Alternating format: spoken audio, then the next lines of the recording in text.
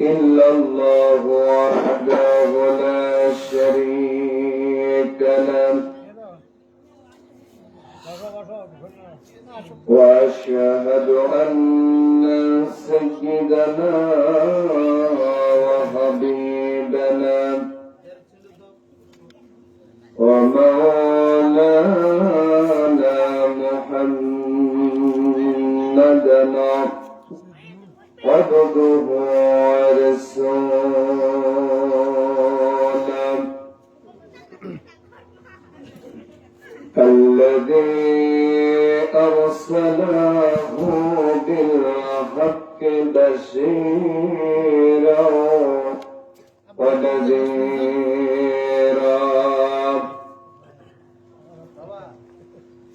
وداعيا إلى الله بإذنه وسراجا منيرا فقد قال الله تعالى في كلامه المجيد والفرقانه الحميد أعوذ بالله من الشيطان الرجيم بسم الله الرحمن الرحيم وقال الذي اشتراه من مصر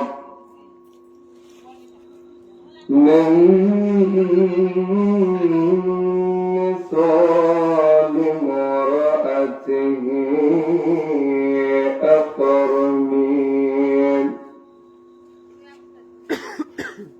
أقرني مثواه عسى أن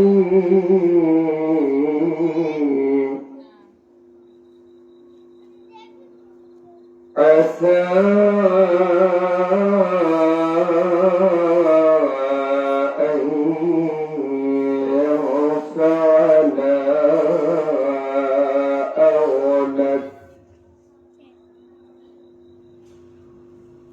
أو نتخذه ولدا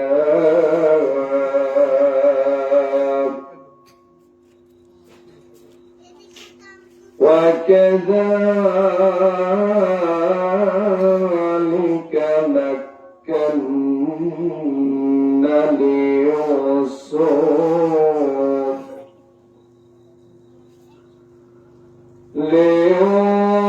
ليوسف في الأرض ولنعلمه من تأويل الأحاديث والله غالب على أمره على أمره ولكن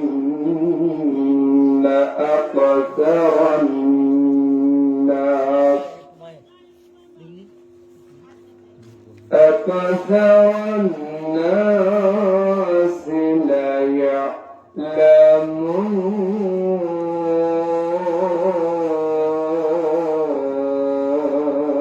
يعلمون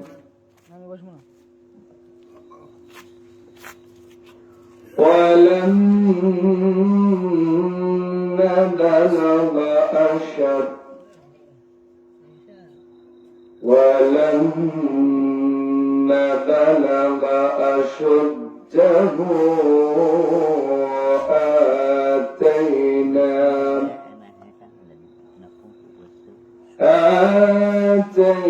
آتيناه حكما وعلما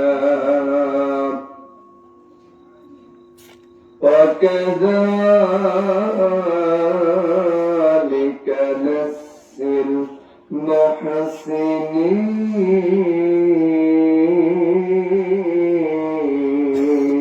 المحسنين صدقت يا ربنا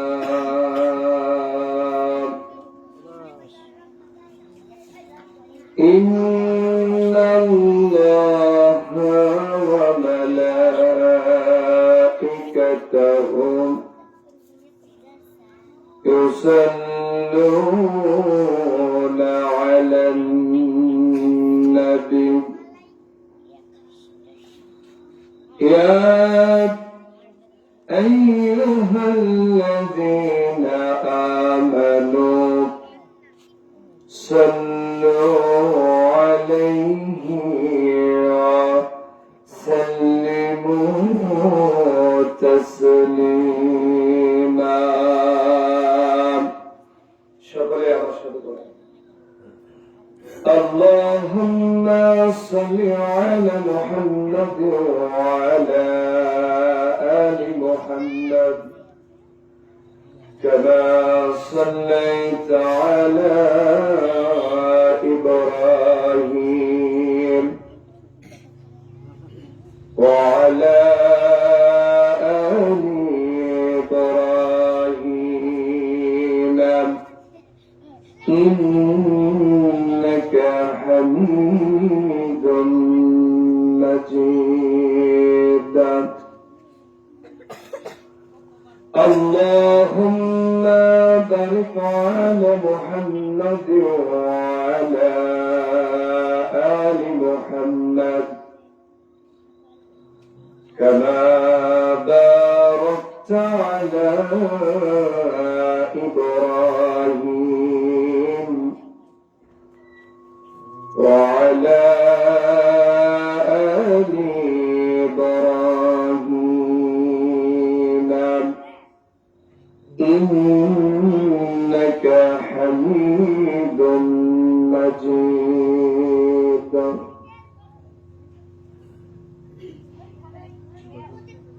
যে ফুল জগ যুগান্তরে খুশবু ছড়ায়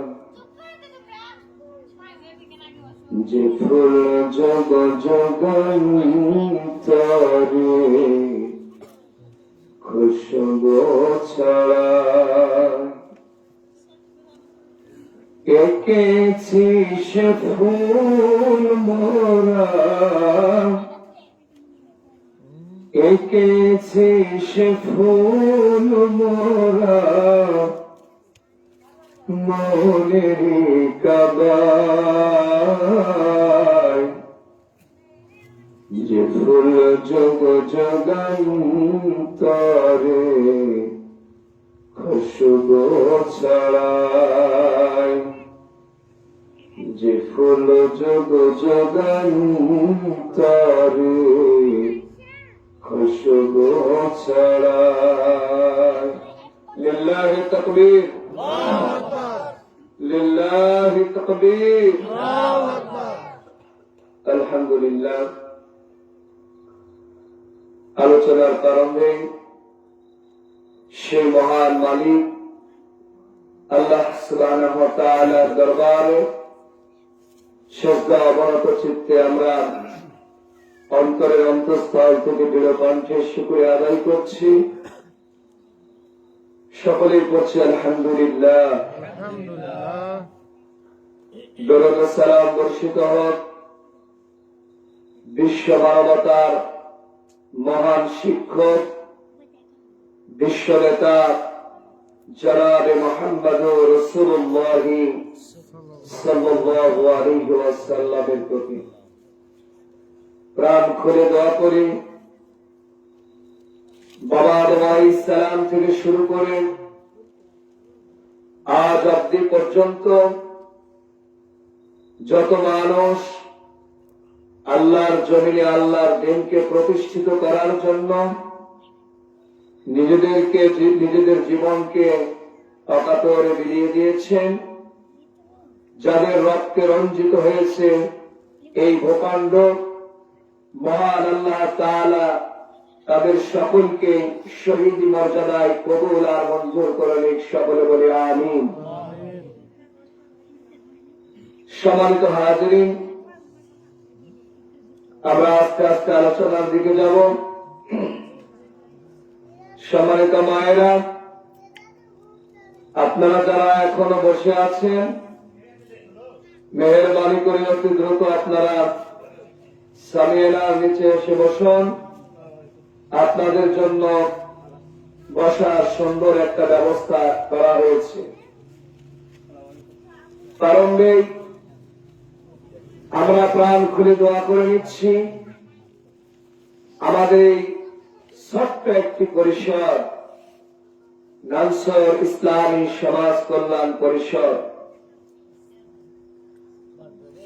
আমরা অক্লান্ত পরিশ্রম করে যাচ্ছি মানুষের কাছে কোরআনুল কারীমের সঠিক দাওয়াতকে পৌঁছানোর জন্য। সেই লক্ষ্যে অনেক যুবক ভাইরা প্রতিদিনের ন্যায় তারা তাদের শ্রম দিয়ে যাচ্ছে। আল্লাহ তাআলা তাদের এই শ্রমকে কবুল আর মঞ্জুর করেন। সকলে বলি আমিন। সম্মানিত হাজিরিন, আলোচনার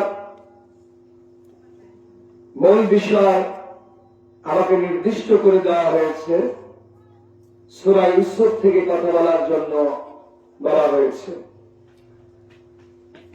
তো একই আলোচনা বারবার বিভিন্ন একই জায়গায় বেমানান লাগে না? তো তারপরেও পিছনে যে আলোচনা আমরা রেখে এসেছি, যেখান থেকে রেখে এসেছি সেখান থেকে আমরা ইনশাআল্লাহ সামনের দিকে যাব। মহান আল্লাহ তাআলা আমাকে যেন তার কোরআনুল কারীমে কথাগুলো সুন্দরভাবে উপস্থাপন করার মতো তৌফিক দান করেন। সকলে বলি আমিন।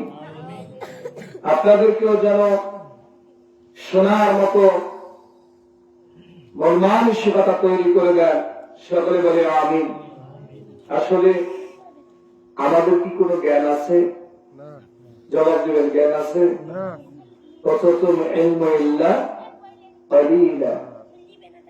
আল্লাহ রাব্বুল আলামিন বলেন, আমি মানুষকে এত সামান্যতম জ্ঞান দিয়েছি, এত সামান্যতম জ্ঞান যেটা কল্পনার বাহির। সুবহানাল্লাহ। মহাসমুদ্রের ভিতরে একটা পাখি তার ঠোঁটটাকে যদি ডুবিয়ে দেয়, এই ঠোঁট ডোবানোর পরে এই পাখি যা পানি পান করলো আর অবশিষ্ট যে পানি ঠোঁট থেকে গড়ে পড়ে গেল, আল্লাহ রাব্বুল আলামিনের ভাষায় এই গড়ে পড়া পানি কোটি ভাগের এক ভালো জ্ঞান মানুষকে দান করেন। সুবহানাল্লাহ। সেই মানুষ আল্লাহ বলতেছেন যে যাকে একেবারে অতি সামান্যতম জ্ঞান দিয়েছি, নগণ্যতম জ্ঞান দিয়েছি, এই জ্ঞানে মানুষ সেই বিশাল আকাশের বুকে প্লেন চালায়, চালায় না? সুবহানাল্লাহ। সে মানুষ এই শক্ত জমিন ভেদ করে মাটির নিচ থেকে খনিজ সম্পদ উত্তোলন করতেছে না? এই মানুষ তার এই নগণ্যতম জ্ঞান দিয়ে পুরা পৃথিবী হাতের মুঠের মধ্যে নিয়ে চলে এসেছে, আসে না? সুবহানাল্লাহ বিহামদিহি। একটা সময় মানুষ যখন বাইরে থাকতো, গ্রাম থেকে বাইরে গেলে তার সাথে যোগাযোগ করা একেবারে কি হয়ে যেত, কঠিন হয়ে যেত। কিন্তু সময়ের ব্যবধানে মানুষ এত উন্নতির শিখরে পৌঁছিয়েছে যে শুধু পাশের গ্রাম নয়, শুধু বাংলাদেশ থেকে পৃথিবীর যে কোনো দেশের মধ্যে মুহূর্তের মধ্যে, সেকেন্ডের মধ্যে মানুষ মানুষের সঙ্গে যোগাযোগ করতেছে। সুবহানাল্লাহ। তাহলে এই যদি হয় মানুষের সামান্যতম জ্ঞান, তাহলে যে আল্লাহ রাব্বুল আলামিন মহাজ্ঞানী, আসিসুল হাকিম, সে আল্লাহর জ্ঞান কতটুকু বলেন তো? পরিমাপ করা যাবে? ওজন দেওয়া যাবে? কল্পনায় নিয়ে আসা যাবে? কোনোভাবেই কোনো কিছু করা সম্ভব নয়। সে আল্লাহ বলতেছে আমি মানুষকে সামান্যতম জ্ঞান দিয়েছি, তার মানে সেই মানুষদের মধ্যে আমি তো একটা মানুষ নাকি? তাহলে আমার আর জ্ঞান কতটুকু? এক মোট ভাত আগুনে ছিটিয়ে দিয়েছে, 100টা পাখি করেছে, তাহলে এক পাখির বরাদে আর কতটুকুই থাকে? তার মানে ওই একই অবস্থা। আল্লাহ তাআলার বর্ণনা অনুযায়ী আমাদের কোনো জ্ঞান নেই বললে চলে। সেই জ্ঞান নিয়ে মহাবিশ্বের মহাবিস্ময় আল কোরআনুল কারীম থেকে আমরা কথা বলার জন্য প্রস্তুতি নিচ্ছি। আল্লাহ যদি আমাকে কথা বলার তৌফিক না দান করেন, কথা বলার মতো কোন বুদ্ধি আবার আছে নাকি? সুবহানাকা লা ইলমা লানা ইল্লা মা আল্লামতানা ইন্নাকা আনতাল আলিমুল হাকিম। জ্ঞানের মালিক কে? আল্লাহ। সবকিছু মিলে জ্ঞানের মালিক আল্লাহ। ততটুকুনি আমরা বলতে পারি যতটুকু আল্লাহ তাআলা আমাদেরকে দান করেন। সুবহানাল্লাহ। সম্মানিত হাজিরিন, তাহলে আমরা জ্ঞান চাচ্ছি কার কাছে? আল্লাহর কাছে। আল্লাহ তুমি কোরআনুল কারীম থেকে কথা বলার যোগ্যতা দান করো বলে আমিন। সূরা ইউসুফ পবিত্র কোরআনুল কারীমের 12তম সূরা এটি। এই সূরার নাম হচ্ছে ইউসুফ। ইউসুফ হচ্ছে একজন নবীর নাম। কার নাম বললাম? নবীর নাম। আমরা বিভিন্ন ভাবে শুনে থাকি 1,24,000, মতান্তরে 2,24,000। আসলে এই সংখ্যা এখন পর্যন্ত আমরা নির্ণয় করতে পারিনি। কোরআনুল কারীমে আল্লাহ রাব্বুল আলামিন 25 জন নবীর কথা বলেছেন। কয়জন বললাম? জবাব দেবেন আপনারা। কয়জন? 25 জন নবীর কথা বলা হয়েছে। আল্লাহ রাব্বুল আলামিন বনী ইসরাঈলের হঠকারিতার বর্ণনা দিতে গিয়ে তিনি বলেছেন যে এই বনী ইসরাঈল জাতি ইতিপূর্বে অনেক নবীকে হত্যা পর্যন্ত করেছে। বলেন নাউযুবিল্লাহ। আমরা এ থেকে অনুমান করতে পারি যে নবীর একটা অনেক নবী ছিল, কিন্তু মূল সংখ্যা কতটুকু এইটা বলার মতো ইখতিয়ার পৃথিবীর কারোরই নাই। যদি থাকতো তাহলে এক ব্যক্তি বলতো 1,24,000, তাই কিনা? তা বলতো না যে মতান্তরে 2,24,000। বিশাল একটা ব্যবধান। সম্মানিত হাজিরিন, এই আল্লাহ রাব্বুল আলামিন যুগে যুগে যে নবী রাসূলগণ দুনিয়াতে প্রেরণ করেছেন, এই নবী রাসূলগণের মধ্য থেকে অন্যতম একজন নবী হচ্ছেন আল্লাহর নবী হযরত ইউসুফ আলাইহিস সালাম। সুবহানাল্লাহ। আল্লাহ তাআলা তার জীবনের একটা বিশাল কাহিনী কোরআনুল কারীমে এই সূরার মধ্যে সুন্দর করে সাজিয়ে দিয়েছেন। আমরা আগে ছোটবেলা বিভিন্ন জারি গান শুনতাম না? ইউসুফ জুলেখার প্রেম কাহিনী। সুবহানাল্লাহ বলবেন না? নাউযুবিল্লাহ বলবেন। আমরা কোরআন পড়ে সুবহানাল্লাহ বলার কোনো জায়গা পাইনি, শুধু নাউযুবিল্লাহ বলার জায়গা পাইছি। কারণ কি? যে নবী কি আর আমাদের মতো ঠনকো ইমানের নাকি? একটা নবী যাকে আল্লাহ তাআলা নবুয়ত দান করে, সে কি আমার আপনার বা আমাদের মতো ঠনকো কোনো মানুষ নাকি? না। তাহলে আপনাদের কাছে প্রশ্ন, এই যে প্রচলিত যে প্রেম ভালোবাসা আমরা বলি, এটি কি শরীয়তের ভাষায় জায়েজ না না জায়েজ? কেমন হারাম? হারামের ডবল হারাম। কোন ব্যক্তি যদি শুকরের মাংস খায়, ওইটি একা অপবিত্র হয়। আর কোন মানুষ যদি সমাজে অশ্লীল ব্যবহার ছড়ায়, তাহলে কোন সমাজটাই কলুষিত হবে। তার মানে শুকরের মাংস খাওয়া যেমন অপবিত্র হারাম, তার চাইতে বহুগুণে হারাম হচ্ছে এই প্রেম ভালোবাসা।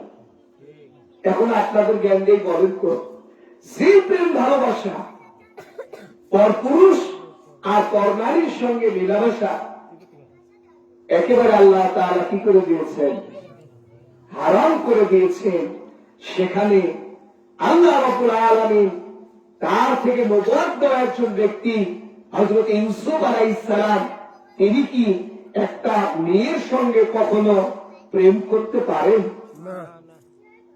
তাহলে জারি গানগুলো কি ছিল? মিথ্যা ছিল। ওই জারি গানের সাথে কোরআনের কোন সম্পর্ক নাই। জুলাইখার সাথে ইউসুফ আলাইহিস সালামের প্রেমের কোন সম্পর্ক নাই। থাকতে পারে, যেমন আমাদের মধ্যে অনেক ছেলেমেলে থাকে না, হ্যাঁ কি থাকে, কলার গাছের সাথে গলায় দড়ি দিয়ে সকালবেলা মরে পড়ে আছে, কি হয়েছে, উমুকের মেয়েকে প্রেমের প্রস্তাব দিতে রাজি হয় নাই, এই যে কলার গাছের সাথে দড়ি দিয়ে কি করছে, শীতকটা হয়ে পড়ে মরে আছে। সম্মানিত হাজির, এই বোঝানোর কাহিনী হচ্ছে যে প্রেম থাকতেই পারে, তবে জুলাইখার এক পক্ষ থেকে থাকতে পারে, ইউসুফ আলাইহিস সালামের পক্ষ থেকে জুলাইখার জন্য কোন প্রেম ছিল। এটা পুরোটাই মিথ্যা কথা, যেটা কোরআন সাপোর্ট করে না। আর কোরআন যেটা সাপোর্ট করে না, এইটা মুসলমান কখনো বিশ্বাস করতে পারে না। সম্মানিত হাজির, গতদিনে আমরা যে পর্যন্ত আলোচনা শুনেছিলাম, তারই ধারাবাহিকতায় আজকের আলোচনা। গতদিনে আমরা আলোচনা রেখেছিলাম যে হযরত ইউসুফ আলাইহিস সালাম, তার ভাইরা তাকে চক্রান্ত করে হত্যা করার ষড়যন্ত্র করে কূপের মধ্যে কি করেছিল, নিক্ষেপ করেছিল। আমরা এ পর্যন্ত মনে হয়েছিলাম না, বেশি গেছিলাম, আপনারা জানেন, অনেকেই ছিলেন সেখানে। এই কূপের মধ্যে নিক্ষেপ করার পরে ইউসুফ আলাইহিস সালামের যে 10টি সৎ ভাই ছিল, এই 10 জন মনে করেছিল যে আজকে থেকে অন্তত পক্ষে পৃথিবী থেকে আমাদের ঝামেলাটা কি হলো, বিদায় হয়ে গেল। এখন আল্লাহ দেখাই দেয়, আল্লাহর নবী হযরত ইয়াকুব আলাইহিস সালামও দেখাই দেয়, বলেন নাউযুবিল্লাহ। ওদের চিন্তাধারা কি ছিল, যে বেকায়দাই করছে আমার বাপ, বেকায়দাই করছে কে, আল্লাহ, মাঝখানে জিতে গেল কি আমরা 10 ভাই। কেমন করে, যে তারা পরিকল্পনা করেছিল ইউসুফকে শেষ করে দেওয়া মানে আল্লাহর পক্ষ থেকে যদি নবুয়ত দিতেই হয়, তাহলে আমাদের 10 ভাইয়ের মধ্যে আমাদের একজন নবী হবে। দ্বিতীয় নম্বরে, আমাদের পিতা যদি নবুয়ত চেয়ে নেন আমাদের কোন ভাইদের জন্য, তাহলে আমাদের এই 10 জনের মধ্যেই নেওয়া লাগবে, বিকল্প কোন রাস্তায় হাইটা কাজ হবে না। আল্লাহ রাব্বুল আলামিন পরিকল্পনা গ্রহণ করে নিলেন।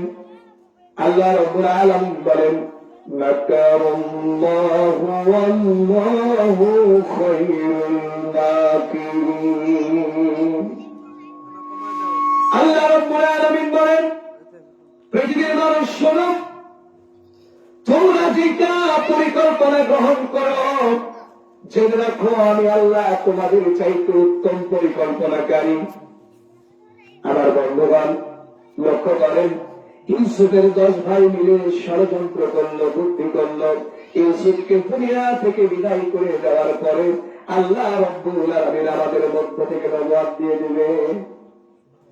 আল্লাহ রাব্বুল আলামিন তিনি পরিকল্পনা নিয়ে নিলেন, এই কেনানের জমিনে নয়, ইয়াকুব আলাইহিস সালামের বাসাতে নয়, আমি আল্লাহ রাব্বুল আলামিন ইউসুফকে পৃথিবীর সবচাইতে সমৃদ্ধশীল রাষ্ট্র মিশরে নিয়ে গিয়া রাষ্ট্রনায়ক বানায় দিব। বলেন সুবহানাল্লাহ।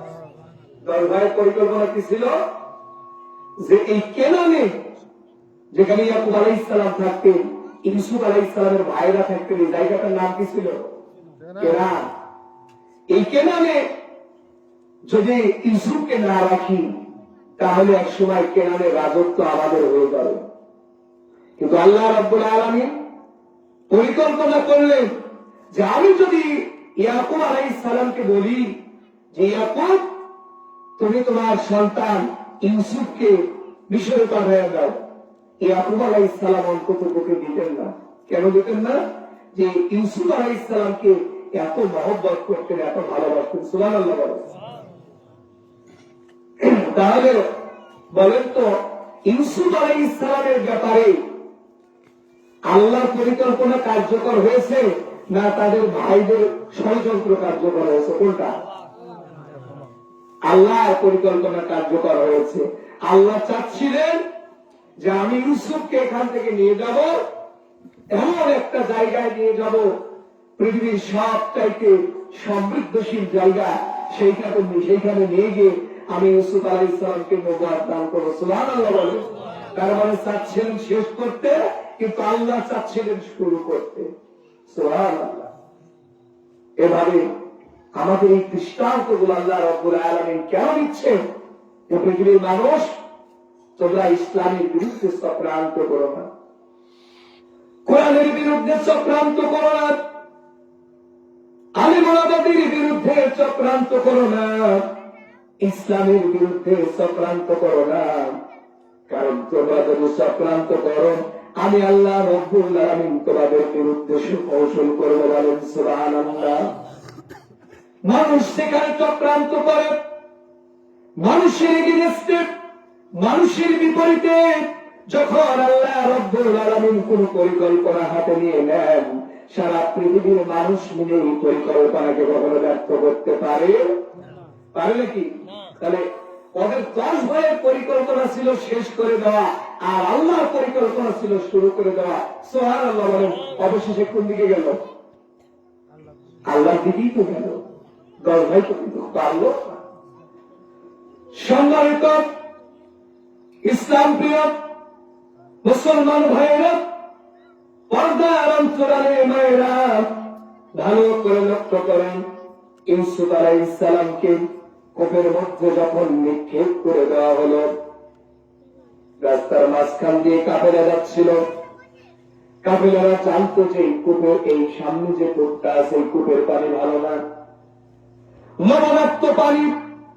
আর ভাইগুলো এটাই কৌশল করেছিল, এমন একটা কূপের মধ্যে ইউসুফকে নিক্ষেপ করব যার পাশ দিয়ে মানুষগুলো একটাবার নজর দিয়ে তাকিয়ে দেখবে না।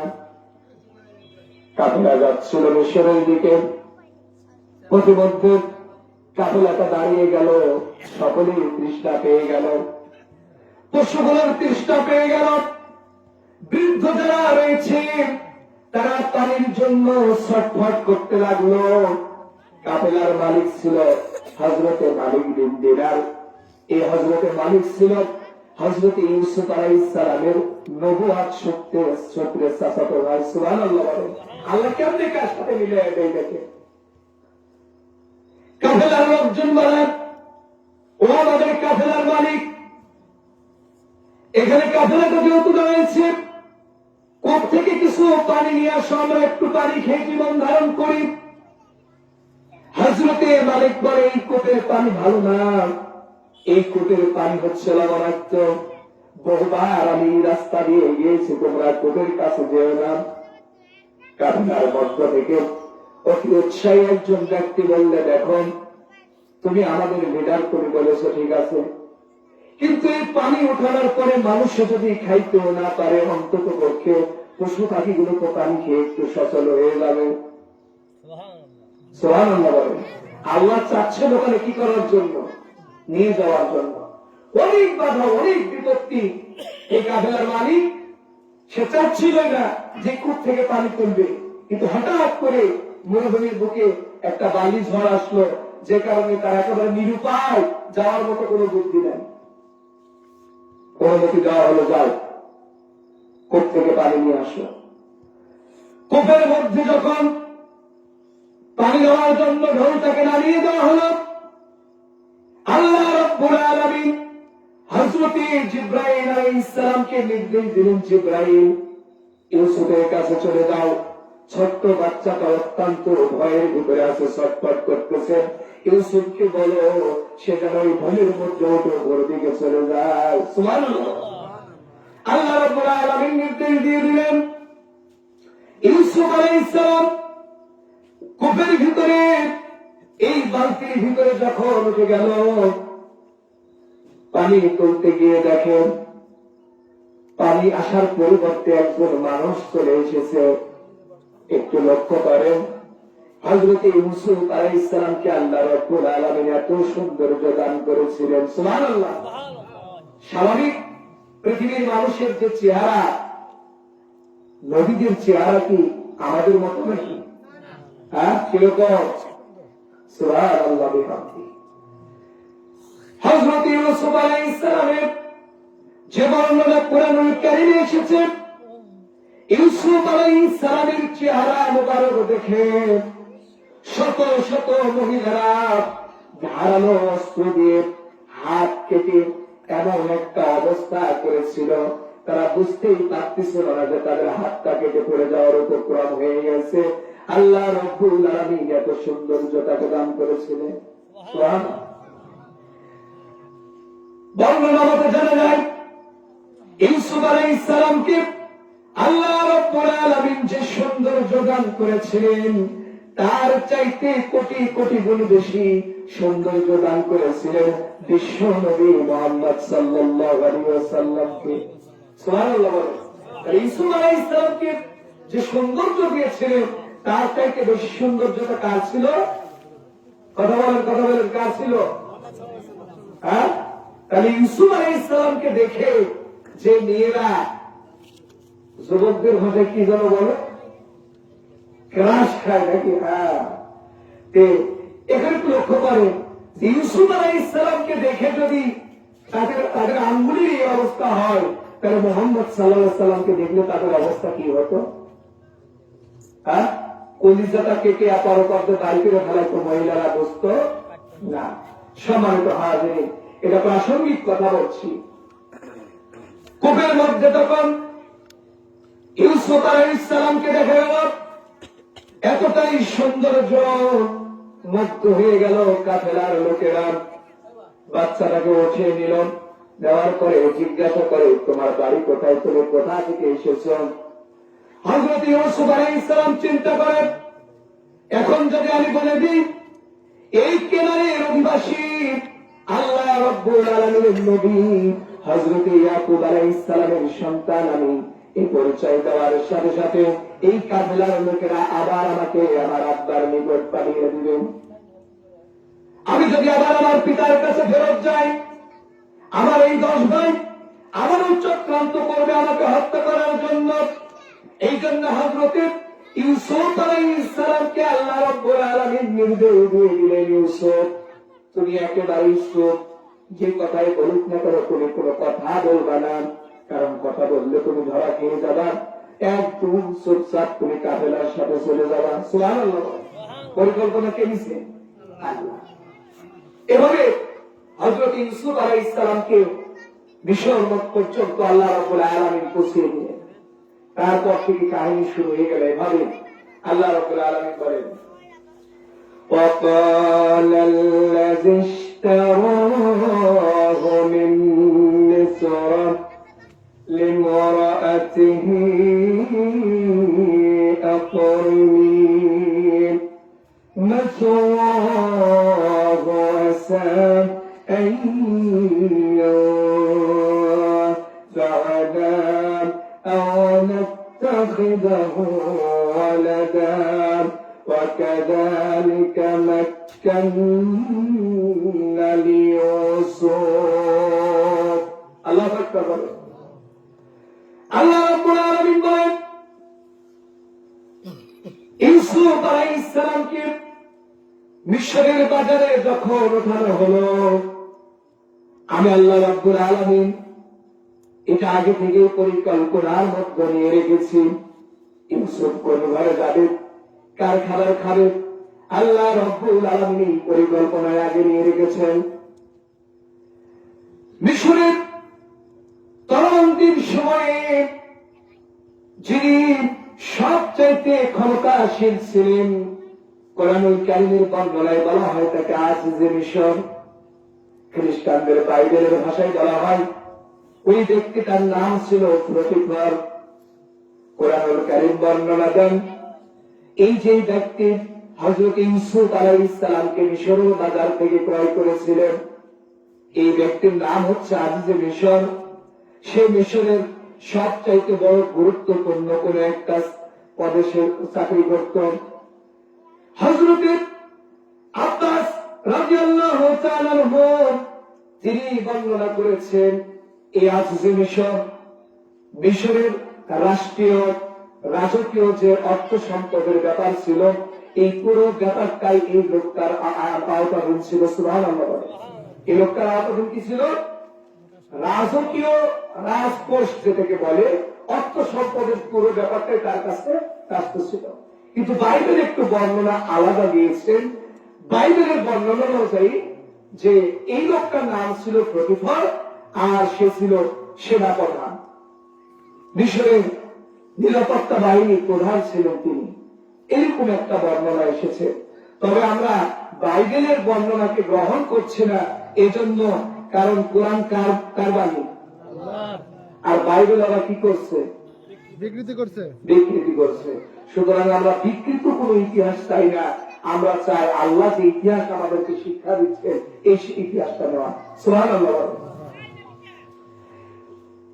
এই লোকটা বাজারের পাশ দিয়ে যখন যাচ্ছিলেন, যাওয়ার সময় দূর থেকে লক্ষ্য করলেন অনেকগুলো মানুষ একটা বাচ্চাকে ঘিরে রেখেছেন।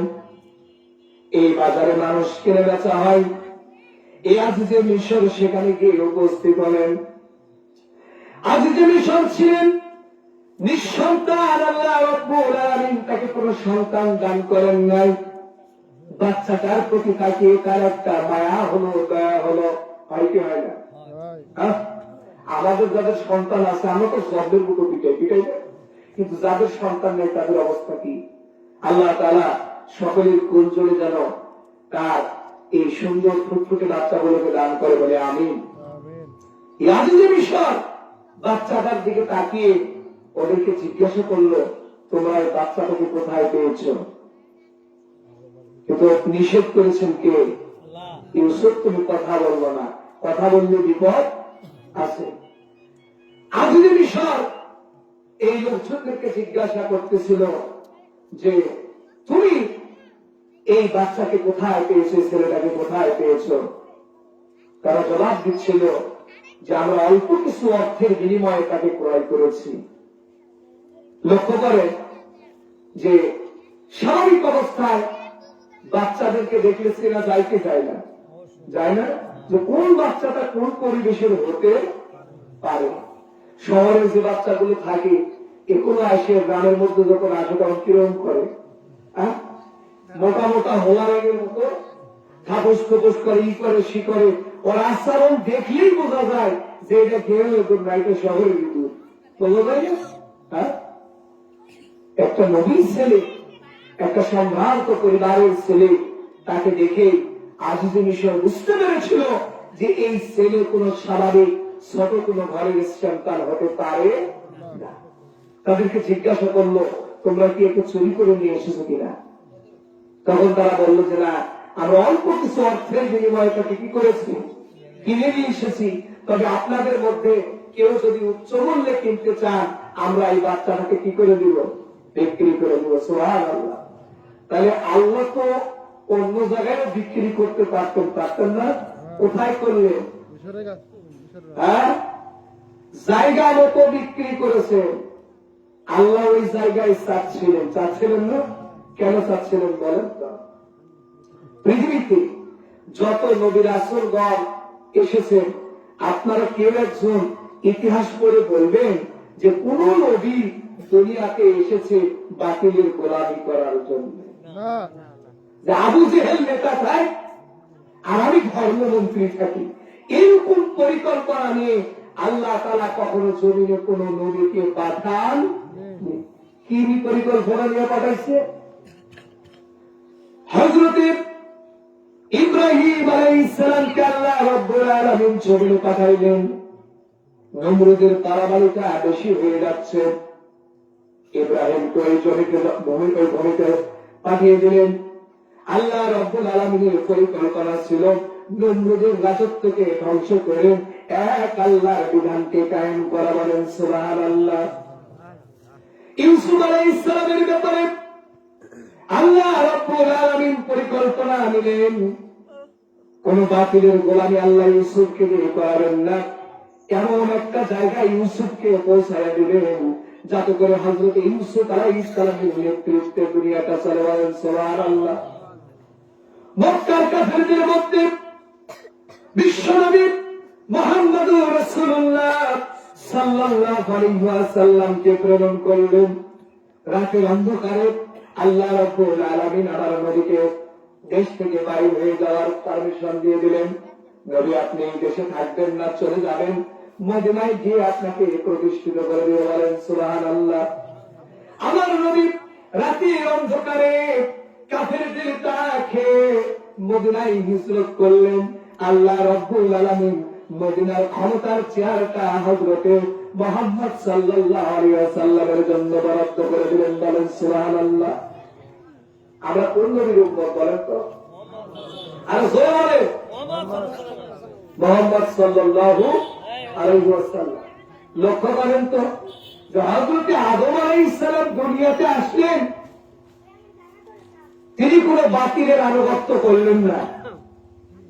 ইব্রাহিম আলাইহিস সালাম দুনিয়াতে আসলেন, আসার পরে নমরুদের আনুগত্য করলেন না। এভাবে মুসা আলাইহিস সালাম আসলেন, তিনি ফিরআউনের আনুগত্য করলেন না। বিশ্বনবী মুহাম্মদ সাল্লাল্লাহু আলাইহি ওয়াসাল্লাম তিনি আসলেন, তিনি আবু জেহেলের নেতৃত্ব মানলেন না। তার মানে কেন মানলেন না? যে আল্লাহর নির্দেশনা এটাই, জমিন আমার, আইন চলবে কার? কথা বলেন কার? আল্লাহর আইন চলবে। আর এই আল্লাহর আইন বাস্তবায়ন করার জন্য যেই জায়গাতে নবীদেরকে বসাইলে তারা শান্তিমতো আল্লাহর আইন বাস্তবায়ন করতে পারবে, সেই জায়গাতেই আল্লাহ নিয়ে যে কি করার বসায় দেন। সুবহানাল্লাহ। কারণ আল্লাহ জানতেন পৃথিবীর ভূখণ্ডে ইউসুফ আলাইহিস সালাম যেই জমিনে জন্মগ্রহণ করেছেন, এই কেনান এতটা সমৃদ্ধশীল নয়। এখানে অর্থ সম্পদের অভাব, এখানে ফসলের অভাব, এখানে সবকিছুর অভাব। এইখানে যদি আমি ইউসুফ আলাইহিস সালামকে রাখি, তাহলে ইউসুফ আলাইহিস সালামকে রাজত্ব দেওয়ার না দেওয়া দুটোই কি হবে? সমান হবে। এই জন্য আল্লাহ রাব্বুল আলামিন পরিকল্পনা মাফিক কি করলেন? বলেন বলেন কি করলেন? কোথায় নিয়ে গেলেন? মিশরে নিয়ে চলে গেলেন। কারণ ইউসুফ আলাইহিস সালামকে কেনান থেকে মানুষের কাছে পরিচয় করে দিতে আরো কয়েকটা যুগ পার হয়ে যাবে, কিন্তু ইউসুফ আলাইহিস সালামকে যদি বিষয় একবার নিয়ে যেতে পারেন, তাকে আর পরিচয় করে দেওয়া লাগবে না। সারা পৃথিবী কিয়ামত পর্যন্ত ইউসুফ আলাইহিস সালামকে মনে রাখবে। বলেন সুবহানাল্লাহ। কিছু বোঝা গেল আল্লাহর পরিকল্পনা কি? হযরত ইউসুফ আলাইহিস সালাম তাকে বাজার থেকে আজিজে মিশর কিনে নিয়ে বাড়িতে যখন নিয়ে গেলেন, নিয়ে যাওয়ার পরে বলতেছেন, তার স্ত্রীকে ডাক দিয়ে বলেন, ও আমার প্রিয়তম স্ত্রী, আমি এই বাচ্চাটিকে বাজার থেকে কিনে নিয়ে এসেছি। হয়তোবা এমন একটা সময় আসবে এই সন্তান আমাদের অনেক উপকার দিবে, কিংবা তুমি আর আমি উভয় নিঃসন্তান, আমাদের ঘরে কোনো সন্তান নাই। আল্লাহ রাব্বুল আলামিন হয়তোবা এই সন্তানটিকে আমাদের সন্তান হিসেবে উপহার দিয়েছেন। বলেন সুবহানাল্লাহ। সুবহানাল্লাহ। তাহলে আল্লাহ রাব্বুল আলামিন ইউসুফ আলাইহিস সালামকে আজিজে মিশরের বাড়িতে কি করে দিলেন? ঢোকায় দিলেন। বিক্রি করার পরে ওই যে কাফেলা পিছনে ছিল, মনে আছে? ওই কাফেলার যিনি দায়িত্বশীল, ওনার কাছে এসে ওই কাফেলার মধ্যে থেকে একজন ব্যক্তি বলতেছিল যে, মালিক, আমি ইউসুফের ব্যাপারে কিছু অলৌকিক নিদর্শন লক্ষ্য করেছি, যেটা হয়তো আপনি বুঝতে পারেন। মালিক ডাক দিয়ে বলে, কি নিদর্শন দেখছ? এই ব্যক্তিটি বলে, মালিক, আমি রাতের অন্ধকারে দেখলাম যে বৃদ্ধ মুরব্বীটা অসুস্থ হয়েছিল, রোগের যন্ত্রণায় কাতরাচ্ছিল, এপাশ ওপাশ হতে পারতেছিল না। এই ছোট্ট সন্তান রাতের অন্ধকারে এই মুরব্বীর কাছে গেলেন। কাছে গিয়ে বসার পরে উপর দিকে নজর করে কি যেন কি বললেন। হঠাৎ করে কিছুক্ষণ পরে লক্ষ্য করে দেখি এই মুরব্বী একেবারে পুরোটাই সুস্থ। বলেন সুবহানাল্লাহ। আমার হাতটা ভালো হচ্ছিল। রাতের অন্ধকারে কাফেলার লোকজন যখন ঘুমিয়েছিল, আমি আমার এই মূর্তিটাকে হাতে নিয়ে এই মূর্তির কাছে কান্নাকাটি করে বলতেছিলাম, দেখো তোমাকে আমি খোদা মানি, তোমাকে আমি মালিক মানি, আমার হাতটা দয়া করে তুমি ভালো করে দাও। কিছুক্ষণ পরে লক্ষ্য করলাম এই ছোট্ট শিশু ইউসুফ আমার কাছে এসে আমার এই মূর্তিটা নিয়ে পাশে এক জায়গায় রেখে ইউসুফের আল্লাহর কাছে কি যেন কি বললেন। আমার হাতটা বললেন, হাতের উপর একটু হাতটা বুলিয়ে দিলেন। কিছুক্ষণ পরে আমি এত প্রশান্তি অনুভব করলাম, আমার হাতটাকে নাড়া দিয়ে দেখি আমার হাতটা আবার আগের মতো হয়ে গেছে। বলেন সুবহানাল্লাহ। হযরত মালিক চিৎকার দিয়ে বলেন, ইউসুফকে যেন কোথায় পেয়েছিলাম। কথা শুনি মাথার বুদ্ধিগুলো সব উল্টা পাল্টা হয়ে গেছে। ইউসুফকে যেন কোথায় পেয়েছিলাম। লোকটা জবাব দেয়, মালিক ইউসুফকে আপনি পেয়েছিলেন কেনানের পার্শ্ববর্তী এলাকায়। সুবহানাল্লাহ। মালিক ডাক দিয়ে বলেন, আমি বাস্তব একটা সর্বনাশ করেছি। আমি হচ্ছি ইসমাঈল আলাইহিস সালামের বংশধর, আর হচ্ছে ইয়াকুব আলাইহিস সালামের সন্তান। আমরা নবীর 4 পুত্র হিসেবে চাচাতো ভাই। আমি এটা কি করলাম, আল্লাহ হয়তো আমাকে কোনোদিন ক্ষমা করবে না, কারণ আমি নবীর বংশের মানুষ হয়ে একজন নবীকে আমরা কাফের মুশরিকের কাছে বিক্রি করে দিলাম। মালিক এক দৌড় দিয়ে আজ যে মিশরের বাসায় গিয়ে তার কাছে গিয়ে যখন উপস্থাপন করলো, সে বলতে পারে না এই ছোট্ট বাচ্চাকে আমাদের ইউসুফ, আমাদের ভবিষ্যৎ প্রজন্মে সে নবুয়ত লাভ করবে, কারণ এই কথা বললে ইউসুফকে তারা হত্যাও করতে পারে। বিভিন্ন টেনশনের মধ্যে পড়ে মালিক বলে যে আমি একটু ইউসুফের সঙ্গে সাক্ষাৎ করব। আজ যে মিশর বলে, দেখো বিক্রি করেছো তুমি গোলাম, ওই গোলামের সঙ্গে তোমার কোনো সাক্ষাৎ হবে না, তবে যদি কিছু বলতে চাও কিছু সময় তোমাকে আমি পারমিশন দিচ্ছি তার সাথে কথা বলার জন্য। ইউসুফ আলাইহিস সালামের কাছে গিয়ে যখন তাকে জিজ্ঞাসা করা হলো, তোমার নাম ইউসুফ, তোমার পিতা কি ইয়াকুব নাকি? ইউসুফ আলাইহিস সালাম বুঝতে পেরেছেন নিশ্চিত এই নবীর বংশের কোন লোক হলে আমাকে চিনে ফেলেছে। আমি যদি বলি আমার আল্লাহ আমাকে নিষেধ করেছে আমি যেন কাউকে না বলি। এই পরিকল্পনা কার? আল্লাহ পাঠাচ্ছেন কোন জায়গায়? লক্ষ্য করছেন? বাবা মা, জন্মভূমি, ভাই, যা কিছু আছে, আত্মীয় স্বজন, সবকিছুর সাথে সম্পর্ক বিচ্ছিন্ন করে দিয়ে অচেনা অজানা একটা জায়গায় আল্লাহ রাব্বুল আলামিন ইউসুফকে পাঠাচ্ছে। আর এই ছোট্ট বালক এইটা বরদাস্ত করে নিচ্ছে, মেনে নিচ্ছে, কবুল করেছে। সুবহানাল্লাহ। আমরা বুড়িয়া মানুষেরও তো পারি না, পারি নাকি? হ্যাঁ, এজন্য আল্লাহর দিনের জন্য আমাদের দিলটাকে এইরকম করা লাগবে যেরকম দিল নবী রাসূলের, এইরকম করলে আমাদের সফলতা আসবে ইনশাআল্লাহ। আজিজে মিশর স্ত্রীর কাছে নিয়ে এসে তার স্ত্রীকে সন্তানকে দিয়ে বলতেছে, দেখো এর ভালোভাবে আদর যত্ন করো, বিচিত্র নয় এমন একটা সময় আসবে এই সন্তানটা আমাদেরকে অনেক উপকার দিবে, কিংবা এমন একটা সময় আসবে আমরা তাকে আমাদের সন্তান হিসেবে কবুল করে নেব। আল্লাহ রাব্বুল আলামিন বলেন, এভাবে আমি ইউসুফের জন্য মিশরে প্রতিষ্ঠা লাভের ব্যবস্থা করে দিলাম। দুনিয়ার মানুষ যেদিকে লাগো যেখানেই লাগো তোমরা ইসলামের দিকে লাগতে আসো না। ইসলামের সাথে যদি লাগতে আসো ইসলামকে বিজয় দান করবো। পক্ষান্তরে ইসলামের বিপক্ষে থাকার কারণে তোমার আমল নষ্ট হয়ে যাবে, তোমার ইমান নষ্ট হয়ে যাবে, তোমার পরকাল নষ্ট হয়ে যাবে, তোমার ভালো যা কিছু আছে সব নষ্ট হয়ে যাবে। কথা বলেন ঠিক কিনা? আমাদের কখনই ইসলামের বিরুদ্ধে লাগা উচিত নয়, ওই যুদ্ধের পিছনে লাগা উচিত নয়। আমরা বুঝি না যে কোন কথা বললে আমাদের মুসলমানিত্ব পর্যন্ত চলে যেতে বাধ্য, কোন কথা বললে আমাদের ইমান মজবুত হবে। এই ভাষাগুলো আমরা বুঝি না, না বুঝে আমরা উল্টা পাল্টা মন্তব্য করি না। আর এই মন্তব্য থেকে আমাদেরকে দূরে থাকা লাগবে। যেখানে বাজারের উপরে নর্তকে এসে যখন নাচে, এই সুশীল সমাজের কোন ব্যক্তি কোন জায়গায় গিয়ে কোন সমালোচনা করে না, করে নাকি? করে।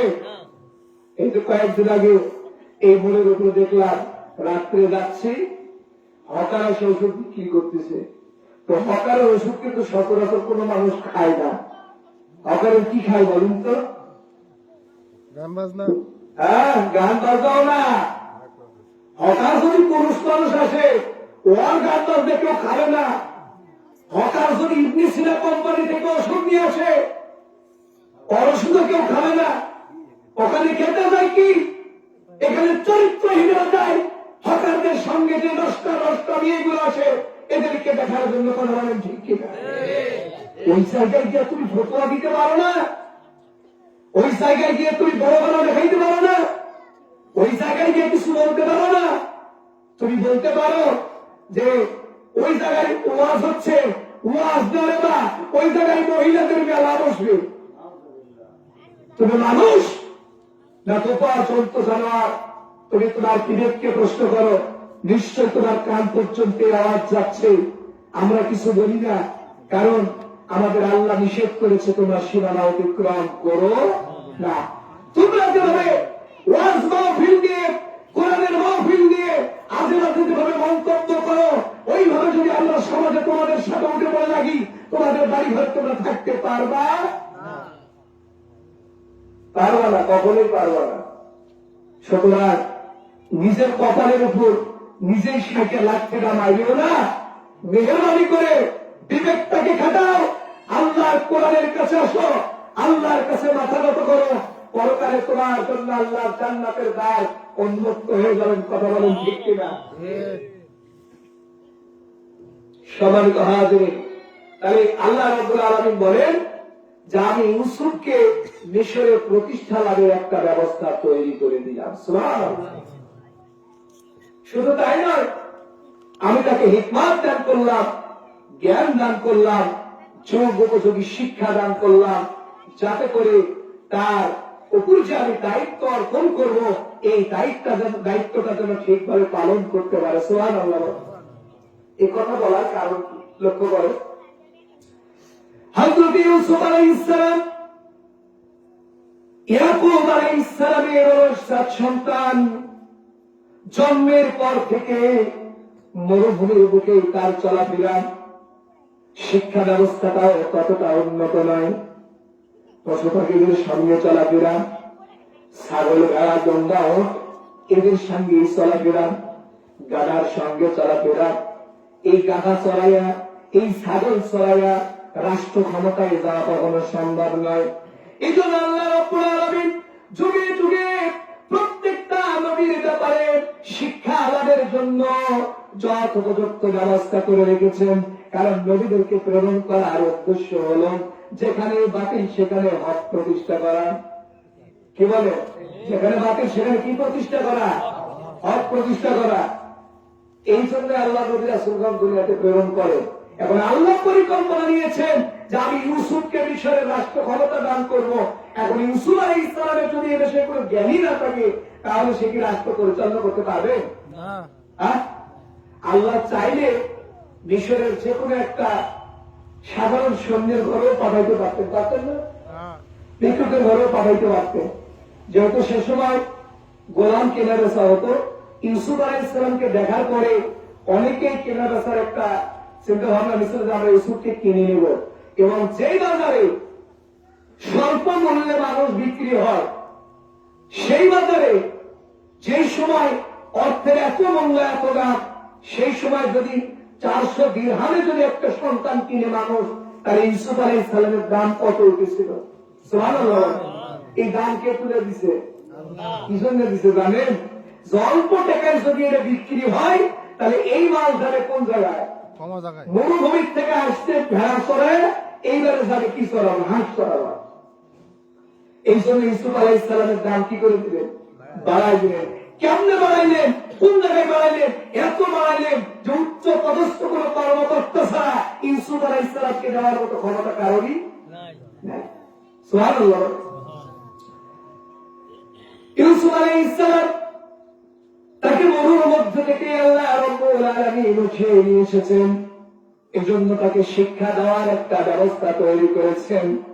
আজিজে মিশরের ঘরে পাঠাইলেন। আজিজে মিশর মানে কোরআনের বর্ণনায় মিশরের রাজ পরিবারের অথবা রাজ্যের যে রাজ্য কোষ ছিল, অর্থ সম্পদের ব্যাপার ছিল, এই অর্থ সম্পদের ব্যাপারে সকল দেখল বার করতে আজিজে মিশর ইউসুফ আলাইহিস সালামকে দেখার পরে আজিজে মিশর চিন্তা করে, এই সন্তানটা সাধারণ কোন সন্তান নয়। তার কথা, তার চলন, তার বলন এত মার্জিত, তার কথাগুলো এত জ্ঞান গর্ব। আজিজে মিশর এক নজর দেখার পরেই তাকে চিনতে পেরেছেন। এজন্য আজিজে মিশর স্ত্রীকে বলল যে বিচিত্র নয়, এমন একটা দিন আসবে এই সন্তান আমাকে উপকার দিবে। সুবহানাল্লাহ। এমন একটা দিন আসবে এই সন্তান আমাকে উপকার দিবে। সেই উপকারটা কি? আজিজে মিশর চিন্তা করতেছেন যে আমার ভার বোঝা কিছুটা হালকা হবে যদি এই সন্তানটাকে আমি শিক্ষা দিতে পারি। রাতের অন্ধকারে আজিজে মিশর ইউসুফ আলাইহিস সালামের ঘরের মধ্যে গিয়ে ইউসুফকে ডাক দিয়ে বলেন, ও বাছা এদিকে আসো, আমার রাত্রে ঘুম হচ্ছে না, তুমি একটু আমার কক্ষের মধ্যে আসো। আজিজে মিশর পরীক্ষা করতেছেন যে এই বালকটার জ্ঞানের দৌড় কত দূর পর্যন্ত। এই রাতের অন্ধকারে ইউসুফ আলাইহিস সালামকে তার কক্ষে নেওয়ার পরে সেই সময় মিশরের বিখ্যাত যে বইগুলো ছিল, এই বইয়ের মধ্য থেকে একটা বই ইউসুফ আলাইহিস সালামকে পড়ার জন্য দিয়ে দিলেন। আল্লাহ রাব্বুল আলামিন ইউসুফ আলাইহিস সালামকে এত জ্ঞান, এত দক্ষতা দান করেছিলেন। ইউসুফ আলাইহিস সালাম বললেন না আমি অমুক জায়গার মানুষ বা অমুক ভাষার মানুষ, আমি তো এই ভাষা পড়তে পারবো না। ইউসুফ আলাইহিস সালাম এই পুস্তিকাটা হাতে নিয়ে আজিজে মিশরের সামনে যখন পড়তেছিলেন, কিছুক্ষণ পড়ার পরে, ওর ব্যাখ্যা বিশ্লেষণ দেওয়ার পরে আজিজে মিশর বলে, ইউসুফ তুমি দাঁড়াও, আর পড়ে না, আমার প্রশ্নের জবাব দাও। তুমি কে বাছা? তোমার পরিচয়টা আমার কাছে দাও, কারণ আমি যে বইটা তোমার হাতে দিয়েছি, এই মিশরের বড় বড় পণ্ডিত ব্যক্তি এই বইটা হাতে নেওয়ার সাহস পায় না। কিন্তু তুমি ছোট্ট একটা বালক, শুধু তো ঝরঝরে পড়তেছই না, পড়ার পাশাপাশি তুমি আমাকে যত সুন্দর ব্যাখ্যা শুনিয়েছ, এই ব্যাখ্যা শুনে বুঝে যায় তুমি বড় ঘরের কোন সন্তান। সুবহানাল্লাহ। ইউসুফ আলাইহিস চিন্তা করতেছে যে আমি মনে হয় ধরা খাইয়ে গেলাম, কিন্তু আল্লাহ বলতেছে জবান একবারে কি বন্ধ। বলতেছে যে এই একটু একটু আমি শিখছিলাম আর কি, সাহস করে পড়লাম।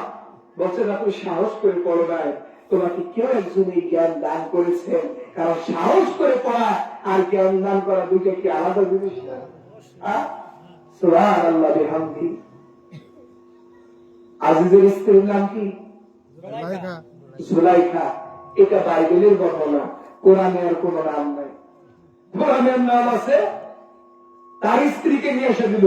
তার স্ত্রীর নাম কি? এখানে বাইবেলে তার মধ্যে এই মহিলাটির নাম লেখা আছে জালিখা। সেখান থেকে মুসলমানরা টাইনে নাম করেছে কি? জুলাইখা। বুঝতে পারলেন যে আসলে মাঝে মধ্যে কিছু কিছু কাজ কারবার দেখলে মনে হয় যে আমরা এই তো কয়েকদিন আগেই মুসলমান হইলাম, আমরা আগে হিন্দু ছিলাম না? এই পৌষ মাসে কে কে পালায় আগুন লাগে দিচ্ছেন? পৌষ মাসে পুষ্টা পালাতে আগুন লাগিয়ে দিচ্ছেন কে? এখন লক্ষ্য করেন যে এই যে বিশাল একটা গ্রন্থ কোরআনুল কারীম, এর কোন জায়গায় কি পুষ্টা পালা পোড়ানোর বিধান আছে? রাসূল সাল্লাল্লাহু আলাইহি ওয়াসাল্লামের জীবন আদর্শ ৭৬ হাদিস বাইরে যে হাদিসগুলো আছে, কোন জায়গায় এই পালা পোড়ানোর বিধান আছে? এই বিধান কে দিয়েছে বলে? মুসলমান। না না না, এই পুষ্টা পালা আরো কেউ পোড়ায়, আপনারা তাদের নাম জানেন না? এটা ঘুরিয়ে বলেন না কেন? আমি বললে তো মেলা মানুষ শুনে পাবে, আপনারা বললে কেউ শুনে পাবে না। কারা পোড়ায়? দীর্ঘ সময় এই উপমহাদেশ তারা শাসন করেছে, প্রত্যেকটা মুসলমানের ইমানের মধ্যে তারা আঘাত হেরেছে, এত দূর পর্যন্ত তারা পৌঁছাইছে যে মুসলমানের সংস্কৃতিকে কবর রচনা করে তাদের সংস্কৃতিকে মুসলমানের মধ্যে তারা ঢুকিয়ে দিতে সক্ষম হয়েছে। বলেন নাউজুবিল্লাহ। ওরা এই পর্যন্ত পারে, কিন্তু আমরা মুসলমান হয়ে একজন মুসলমানকে মসজিদের মধ্যে ঢুকে আমরা পারি না। কথা বলেন ঠিক না ঠিক? হ্যাঁ, ওরা ওদের সংস্কৃতিকে কায়দা করে কৌশল করে মুসলমানের মধ্যে এমন ভাবে ঢোকায় যে মুসলমান মনে করে যে এটাই আমার শরীয়ত। অথচ আমরা মুসলমান কোরআন দিয়ে ওয়াজ করিয়া, রাসূলের জীবন আদর্শ দিয়ে ওয়াজ করিয়া মুসলমানের মসজিদের মধ্যে ঢুকাবার পারি। এই জন্য চিন্তা করছে এরকম যে ভবিষ্যতে 3 বছরের দায়িত্ব অনেকই দেওয়া লাগবে। কি বলে? ওরা যদি পুষ্টের পালা আমার পোড়ায় নিবার পারে, ওরা কৌশল করে আগামীতে আমার মসজিদে ঢুকে আমার পার, এই জন্য দায়িত্ব অনেক দেওয়া দরকার। আমাদের যেমন হয় আর হবে, আমাদের দিয়েই হবে। বলেন ইনশাআল্লাহ হবে না? হ্যাঁ হবে। লক্ষ্য করেন আল্লাহ রাব্বুল আলামিন ইউসুফ আলাইহিস সালামকে শিক্ষার ব্যবস্থা করে দিলেন, জ্ঞান আহরণের ব্যবস্থা করে দিলেন, হিসাব নিকাশে টাকা মুক্ত হওয়ার ব্যবস্থা করে দিলেন। মাঝখানের সময়টা দিয়া হযরত ইউসুফ আলাইহিস সালাম পূর্ণ যৌবনে পৌঁছে গেলেন। বলেন সুবহানাল্লাহ। কোথায় পৌঁছে গেল? পূর্ণ যৌবনে পৌঁছে গেল। আর যখন যৌবনের কাছাকাছি পৌঁছে গেল, যেই লোকটা এই সন্তানকে নিয়ে এসে তার স্ত্রীকে বলেছিল যে ভবিষ্যতে আমরা নিঃসন্তান, এ আমাদের সন্তানও হতে, এই মহিলা সন্তানের চোখে না দেখে কিসের চোখে দেখছিল বলেন তো?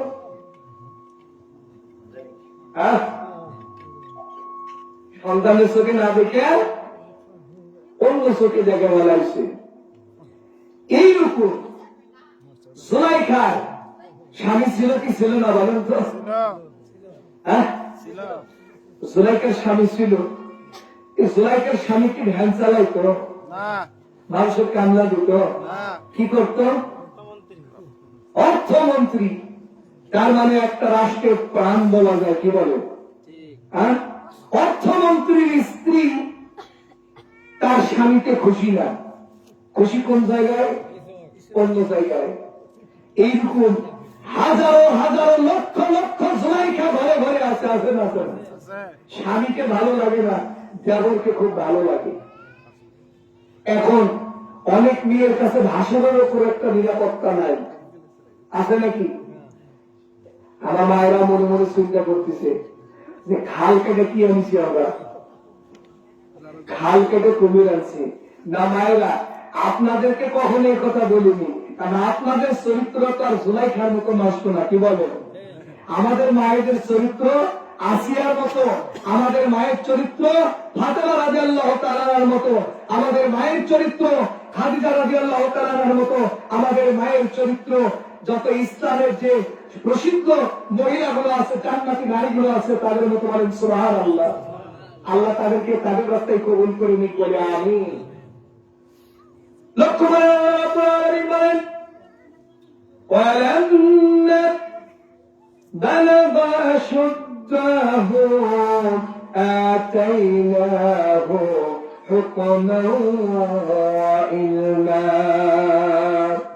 আল্লাহ রাব্বুল আলামিন বলেন, আমি হযরত ইউসুফ আলাইহিস সালামকে যখন যৌবনে উপনীত হলাম, বিভিন্ন কাজে ফাইসালা দেওয়ার মতো আমি শক্তি তাকে দিয়ে দিলাম। বলেন সুবহানাল্লাহ, সুবহানাল্লাহ বলেন।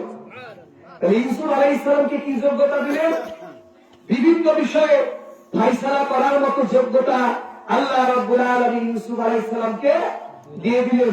আর ওইদিকে বিশেষ জুলাইখা, ও শুধু স্বপ্নই দেখে, ওরা স্বামী ভালো লাগে না, ভালো লাগে কাকে? ইউসুফকে ভালো লাগে। তাহলে দোষ ইউসুফের না জুলাইখা? জুলাইখার দোষ, ইউসুফের কোন দোষ নাই। সম্মানিত হাজিরিন, আল্লাহ রাব্বুল আলামিন ইউসুফ আলাইহিস সালামকে সকল কিছু ফাইসালা করার মতো শক্তি এবং জ্ঞান দান করলেন। বলেন সুবহানাল্লাহ। আস্তে আস্তে যখন সময় অতিবাহিত হয়ে যাচ্ছিল, ইউসুফ আলাইহিস সালাম যখন পূর্ণ যৌবনে পৌঁছে গেল, জুলাইখার মাথাটা তখন নষ্ট হয়ে গেল। এই জুলাইখার বডিগার্ডের নাম ছিল কারো মামা। কি বললাম? কারো মামা। এই মহিলাটা বারবার জুলাইখাকে বলে, জুলাইখা শোনো, তুমি হচ্ছ মিশরের সবচাইতে ধনাঢ্য পরিবারের মেয়ে। তোমার বিয়ে হয়েছে মিশরের এমন একটা পরিবারে, দেশের প্রেসিডেন্টের পরে তোমার স্বামীর স্থান। তুমি যদি ইউসুফের দিকে তাকাও, ওরা তো ইউসুফের অরিজিনাল পরিচয়টা জানতো না। ওরা মনে করতে ইউসুফ একটা গোলাম, একটা দাস, একটা চাকর। কারণ বাবা দেখো, তুমি এই একটা মালিককে রেখে তোমার স্বামীর এত মান, এত শান, এত মর্যাদা, এই সম্মান মর্যাদাকে তুমি দাফন কাপন করে কোথাকার একটা গোলামের প্রেমে তুমি হাবুডুবু খাচ্ছ, এটা ঠিক না। জুলাইখা বলে, দেখো ইউসুফের মধ্যে আমি যা কিছু দেখতে পাই, পুরা পৃথিবী ঘুরাও কোন জায়গায় আমি এইটা খুঁজে পাই। পীড়িতের কি ভালো? পীড়িতের পেতনি ভালো। এই কথা যারা বলে, অনেক কাইলে কুসকুসে একটা মেয়ে দেখে বিয়ে দেওয়া লাগবে, ওই কবে অভিযোগ দান করে যে বউ আমার ভালো লাগে না। পীড়িতের পেতনি ভালো নয়। মানুষের জীবনের কিছু ধারা রয়েছে। কি রয়েছে? ধারা রয়েছে। ছোটবেলায় চকলেট ভালো লাগে, লাগে না? বড় হলে লাগে? কয়টা চকলেট খান দিনে? আর ছোট বাচ্চারা কয়টা খান? বয়স যখন একটু বৃদ্ধি হয়ে যায়, যৌবন যখন শরীরের মধ্যে ঢুকে যায়, তখন যে কোনো নারী দেখলে ভালো লাগে, যে কোনো পুরুষ দেখলে ভালো লাগে। বয়সে যখন চাপ পড়ে যায়, যৌবনের তেজ গতি যখন কমে যায়, তখন আর সুন্দরী মেয়ে দেখলেও ভালো লাগে না। এটা হলো যৌবনের কি জোয়ার ভাটা। এরপরে যখন আপনি বৃদ্ধ হয়ে যাবেন, আপনার স্ত্রীর মধ্যে পূর্ণ যৌবন নাই, আপনার স্ত্রীর মধ্যে আগের মাধুর্য নাই, আপনার সৌন্দর্যতাও নাই, তাহলে বৃদ্ধ বয়সে কি দেখে আসছে? বউ তো থাকার কথা না। কেন থাকে? আল্লাহ রাব্বুল আলামিন অটোমেটিক তাদের মধ্যে একটা মহব্বত তৈরি করে যায়, যে বুড়া বুড়ি না দেখলে আর বুড়ি বুড়ে না দেখলে থাকতে পারে না। সুতরাং এই যে কথাটা আমরা বলি, এইটা হচ্ছে দুনিয়ার একটা খেলা মাত্র। সুতরাং এই খেলার মধ্যে পড়ে যারা চরিত্রকে বিসর্জন দিতে চান, তাদেরকে বলি, চরিত্র বিসর্জন দিলেন না, নিজের পায়ে নিজেই কুড়াল মারলেন, পরকাল জান্নাত থেকে কি হয়ে গেলেন। সুতরাং চরিত্রকে আমাদের হেফাজত করা দরকার আছে না নাই? লক্ষ্য করেন, আল্লাহ রাব্বুল আলামিন বলেন, وَوَاتَتْهُ الَّتِي هُوَ فِي بَيْتِهَا عَن نَّفْسِهِ وَغَلَّقَتِ الْأَبْوَابَ وَقَالَتْ هَيْتَ لَكَ قَالَتْ مَعَاذَ اللَّهِ إِنَّهُ رَبِّي أَحْسَنَ مَثْوَايَ إِنَّهُ لَا يُفْلِحُ الظَّالِمُونَ। আল্লাহ রাব্বুল আলামিন করে জুলাইখার চরিত্র তুলে ধরতেছেন। ইউসুফ যেই বড় হইতেছেন, জুলাইখার তখন ইউসুফের দিকে আস্তে আস্তে আকর্ষণ বেড়ে যাচ্ছে। ইউসুফ আলাইহিস সালাম বুঝতে পারলেন যে এই জুলাইখার চরিত্র ভালো না, ভবিষ্যতে কোনো অঘটন ঘটাইতে পারে। ইউসুফ আলাইহিস সালাম সর্বদাই নিজেকে গুটিয়ে রাখার চেষ্টা করেন। জুলাইখা এইটাও বুঝতে পারে যে ইউসুফ একটা চরিত্রবান মানুষ, ইউসুফের সহজে কাছে পাওয়া যাবে না। তাকে বিভিন্ন ভাবে প্রস্তাব দেয়, মৌখিক ভাবে দেয়, তার বডিগার্ড কারো মামাকে দিয়ে দেয়। নাউজুবিল্লাহ বলে, ঘরে স্বামী আছে আর ওই কি করে বেড়াচ্ছে, আর বডিগার্ড দিয়ে স্বামীকে ওভারটেক করে কোন দিকে যাচ্ছে, ইউসুফের কাছে যাওয়ার চেষ্টা করতেছে। এবং কারো মামা যায় ইউসুফের কাছে কি করার জন্য, জুলাইখার কুপ্রস্তাব দেওয়ার জন্য। এখন ইউসুফ আলাইহিস সালাম এটা আগে থেকেই বুঝতে পারলেন যে এই জুলাইখার চরিত্র ভালো নয়। এই জন্য গহীন রজনীতে ইউসুফ আলাইহিস সালাম একাকী ধ্যানমগ্ন অবস্থায় কার কাছে চান, আল্লাহর কাছে। তো মাঝে মধ্যে জিবরাইল একটু করে স্লিপ করে কি করে চলে যায় যে ইউসুফ এরপরে তোমার গতি এইদিকে, এরপরে তোমার কাজ হচ্ছে এইটা। এই কারো মামা রাতের অন্ধকারে ইউসুফের জানালা খুলে একটা ভলকে দিছে।